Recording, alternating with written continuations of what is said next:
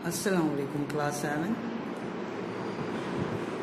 जैसा कि आप अच्छी तरह से जानते हैं कि पिछली क्लास में हमने अपना चैप्टर 3 किया था, एक्सरसाइज 3.1। आज जो हम अपना चैप्टर स्टार्ट करने जा रहे हैं वो है चैप्टर 8, जो कि अलजेब्रा से रिलेटेड है, अलजेब्रिक एक्सप्रेशंस। इसमें जो है सबसे पहले बेसिक चीज़ें हम सीखेंगे जो कि हमने 6th क्लास में सीखी थी, उसी को कंटिन्यू करके उसी के मुताबिक जो एक्सरसाइज हैं उनको समझेंगे अच्छी तरीके से। तो बढ़ते हैं अपने चैप्टर की तरफ। सबसे पहले जो हमें बेसिक चीज़ें बताई गई हैं उसको रिवाइव करने की या समझने की कोशिश करते हैं। सबसे पहले जो है अलजेब्रिक एक्सप्रेशन समझते हैं। अलजेब्रा में अलजेब्रिक एक्सप्रेशन क्या होती है ये क्लास 6 में मैंने आपको समझाई भी थी, अगेन बता देते हैं। N algebraic expression consist of variables and numbers connected by some operations यानी operational signs, and an algebraic expression is comprised of one or more terms separated by addition or subtraction। अब इसमें देखें algebraic expression वो है जिसमें variables, constant और coefficient शामिल होते हैं जो कि जुड़े हुए होते हैं ऑपरेशनल साइंस के साथ, यानी उसमें एडिशन हो गई, सब्ट्रैक्शन हो गई, मल्टीप्लिकेशन आ गई, डिवीजन आ गई। इसी तरह से ये साइनें जो मिलकर हमारे टर्म भी बनाती हैं, तो ये हमारी एक अलजेब्रिक एक्सप्रेशन कहलाती है जिसमें वेरिएबल्स और कांस्टेंट और आपके जो कोफिशिएंट्स हैं वो एक दूसरे से साइनों की मदद से, ऑपरेशनल साइनें जो हैं यानी एडिशन, सब्ट्रैक्शन, ईटीसी वगैरह, उनकी मदद से एक दूसरे से कनेक्टेड होते हैं। अब कांस्टेंट क्या होते हैं, वेरिएबल्स क्या होते हैं, कोफिशिएंट क्या होते हैं, ये भी हमने सीखा था पिछली क्लास में। अगेन रिपीट कर लेते हैं, उसको समझ लेते हैं। Variables A to Z English alphabet जो हैं वो हमारे वेरिएबल होते हैं। वेरिएबल्स हमेशा हम स्मॉल लेटर में शो करते हैं। और variable just like empty box, variable जो हैं एम्प्टी बॉक्स की तरह होते हैं, उन्हें हम वैल्यू स्टोर कराने के लिए या सिक्योर कराने के लिए हम यूज़ करते हैं। यानी एक वेरिएबल अगर y है या x है तो उसकी हम वैल्यू कोई भी रख सकते हैं, 2 भी रख सकते हैं, 4 भी रख सकते हैं। तो x जो है जस्ट लाइक एम्प्टी बॉक्स है। जिस तरह से घर में अगर आपके पास कोई एम्प्टी बॉक्स है तो उसमें आप कोई भी चीज़ रख सकते हैं, इसी तरह से वेरिएबल का भी वही काम है। अब आ जाते हैं कांस्टेंट पे। कांस्टेंट मीन्स जो अपनी पोजीशन पर कायम रहते हैं, साकिन, वो हैं हमारे नंबर्स। सारे नंबर्स जो हैं हमारे वो कांस्टेंट होते हैं। कोई सा भी नंबर ले लें, 7 ले लें, 8 ले लें, 9 ले लें, 1 ले लें, ये सारे हमारे कांस्टेंट कहलाते हैं क्योंकि इनकी वैल्यू जो है हमेशा सेम रहती है, जो दिख रही है वही रहेगी। इसके अलावा कोफिशिएंट क्या होते हैं वो आपको मैं बताता हूँ। जब कांस्टेंट आपका वेरिएबल से मल्टीप्लाई होता है तो कांस्टेंट और वेरिएबल आपस में मल्टीप्लाई नहीं होते, तो दोनों का प्रोडक्ट जो है हमें एक नया प्रोडक्ट नहीं मिल पाता। इसलिए कांस्टेंट और वेरिएबल को जब हम मल्टीप्लाई करते हैं तो दोनों को मिला के लिख लेते हैं, यही हमारा कोफिशिएंट कहलाता है। इसमें कोफिशिएंट जो है वो हमारा नंबर होता है। यानी फॉर एग्जांपल अगर यहाँ पे लिखा हुआ है 6y तो हम पढ़ेंगे कि 6 जो है वो कोफिशिएंट है y का। इसी तरह से अगर यहाँ लिखा होता 4y तो हम पढ़ते कि 4 जो है वो कोफिशिएंट है y का। अगर लिखा होता 2x तो हम पढ़ते कि 3 जो है वो कोफिशिएंट है x का। फॉर एग्जांपल देखें यहाँ लिखा हुआ है 3x, तो इसमें ये भी कोफिशिएंट फिगर है क्योंकि इसमें कांस्टेंट और वेरिएबल मिक्स हैं। तो इसमें जो 3 है वो कोफिशिएंट है x का। इसी तरह से अगर 12ab² लिखा हुआ है तो इसमें 12 जो है वो कोफिशिएंट है ab² का। यकीनन आपको समझ आ गया होगा। ये बेसिक चीज़ें हैं जो हमने पहले भी समझी थी, अब मज़ीद समझ ली हैं। अब थोड़ा सा आगे चलते हैं एक्सरसाइज की तरफ, फिर एक्सरसाइज के मुताबिक चीज़ों को समझते हैं। अब एक्सरसाइज में जो क्वेश्चन नंबर 1 है वो मैंने चेक किया है, वो मोनोनोमियल, बायनोमियल और ट्राइनोमियल का है। तो सबसे पहले इसको भी हम समझ लेते हैं। मोनोमियल क्या है? A polynomial having 1 term is called a monomial. Example 5, 3x, 2ab etc are monomial. Mono mean 1। Polynomials क्या होते हैं? A polynomial is an algebraic expression which contains 1 और more terms. Exponent of the variables in a polynomial are whole numbers. अच्छा, ऐसे आपके term या एक या दो टर्म से मिलके जो आपकी फिगर बनती है वो आपकी पॉलिनोमियल कहलाती है। पॉलिनोमियल आपके 1 टर्म वाले भी हो सकते हैं, 2 टर्म वाले भी हो सकते हैं, 3 टर्म वाले भी हो सकते हैं। वो किस तरह से हैं? बाइनोमियल क्या है? अब बाइनोमियल हैविंग 2 टर्म, जिसमें 2 टर्म होते हैं, वो बाइनोमियल फिगर कहलाती है। ट्राइनोमियल अ पॉलिनोमियल हैविंग 3 टर्म, जिसमें 3 टर्म होते हैं, वो हमारी ट्राइनोमियल कहलाता है। अब ये मोनो, बाय और ट्राई, ये हम मोनो भी कह सकते हैं इसको, ये पॉलिनोमियल भी है साथ साथ। बाइनोमियल बाइनोमियल भी है और पॉलिनोमियल भी है। इसी तरह से ट्राइनोमियल पॉलिनोमियल भी है और ट्राई भी है। इसी तरह से 4 स्टेप वाली जो है वो पॉलिनोमियल कहलाएगी। अब थोड़ा सा मैं रफ वर्क पे थोड़ा इसको आपको समझा दूं ताकि आपको अच्छी तरह से समझ आ जाए, फिर हम अपने एक्सरसाइज की तरफ बढ़ेंगे। देखें, आपको समझाने के लिए लिख लिया है मैंने मोनोमियल, बाइनोमियल एंड ट्राइनोमियल। अब मोनोनोमियल जो है वो 1 टर्म वाली फिगर है। फॉर एग्जाम्पल अगर आपका लिखा हुआ है 6, ये 1 टर्म है आपका, मोनोनोमियल है। उसके अलावा अगर आपका लिखा हुआ है 6y, तो ये भी 1 टर्म है आपका, ये भी मोनोनोमियल है।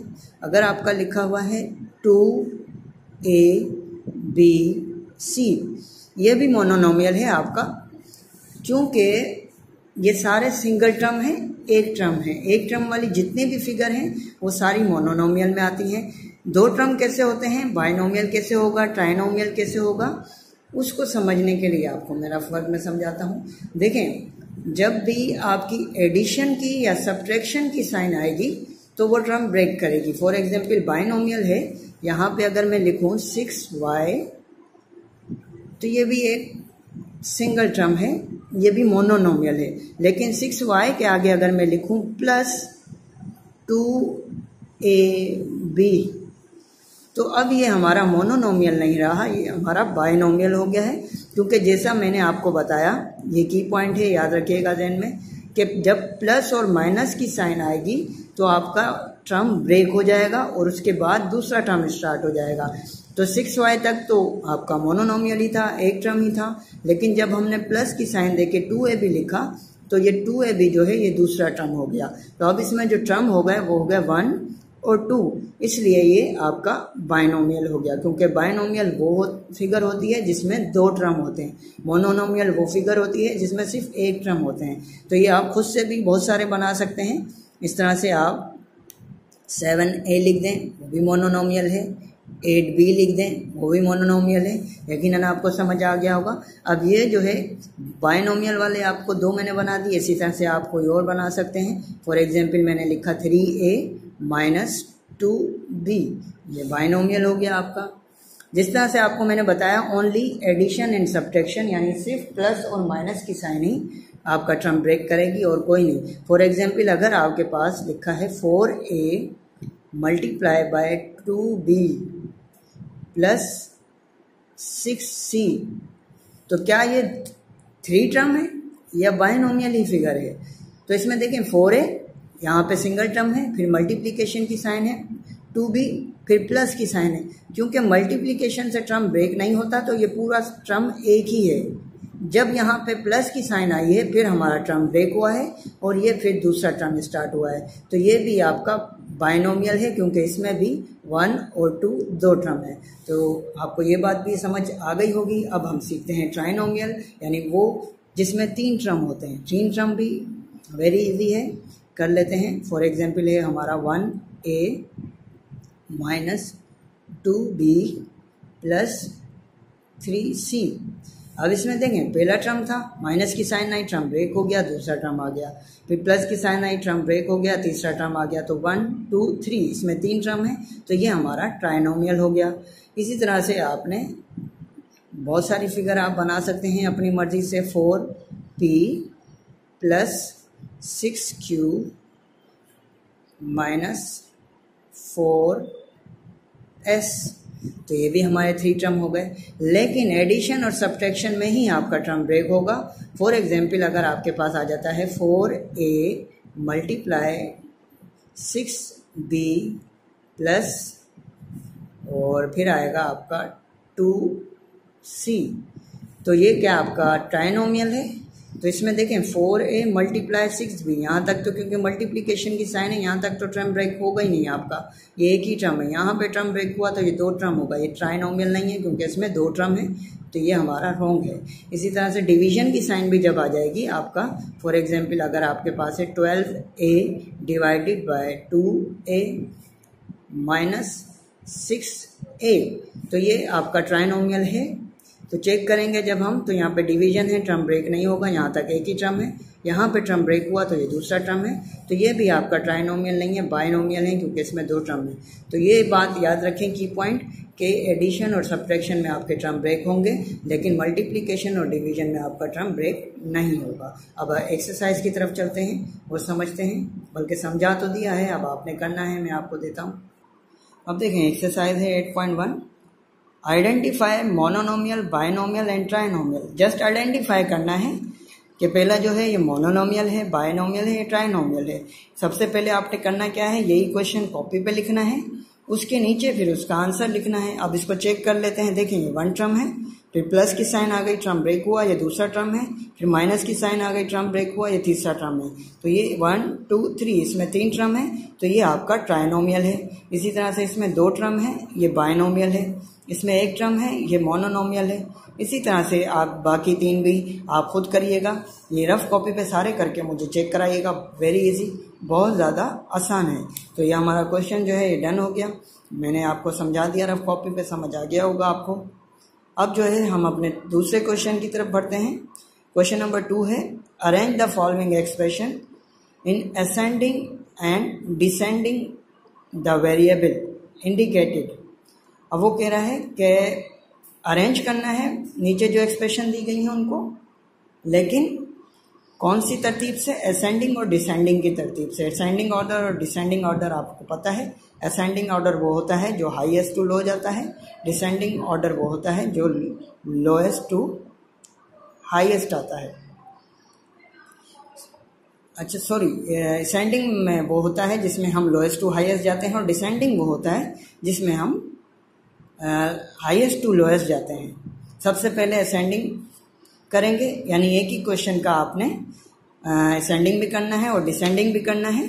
उसके बाद इसमें दिया गया है कि वेरिएबल जो इंडिकेटेड, यानी यहाँ पे फॉर एग्जांपल नंबर 1 क्वेश्चन में y वेरिएबल दिया गया है, तो y वेरिएबल के हिसाब से असेंडिंग और डिसेंडिंग ऑर्डर बनाना है, बाकी सबको आपने इग्नोर करना है। तो ये रफ कॉपी में आपको समझाता हूँ, मैं करके दिखाता हूँ। देखिए क्वेश्चन नंबर 2 मैंने लिख लिया है। इसका पहला क्वेश्चन है 3x square minus x y minus 4x minus 5y square minus y। अब जैसे हमने जो तरतीब देना है असेंडिंग ऑर्डर और डिसेंडिंग ऑर्डर को, असेंडिंग इंक्रीजिंग ऑर्डर भी कहते हैं, इसे हम डिक्रीजिंग ऑर्डर भी कहते हैं। असेंडिंग ऑर्डर में सबसे छोटा पहले आता है, फिर उससे बड़ा, फिर उससे बड़ा, इसी तरह से। लेकिन हमने तरतीब सिर्फ y के हिसाब से देना है, y वेरिएबल के हिसाब से बनाना है। तो इसमें देखें y वेरिएबल वाली फिगर 1 2 और 3 है, ये भी इसके साथ x है।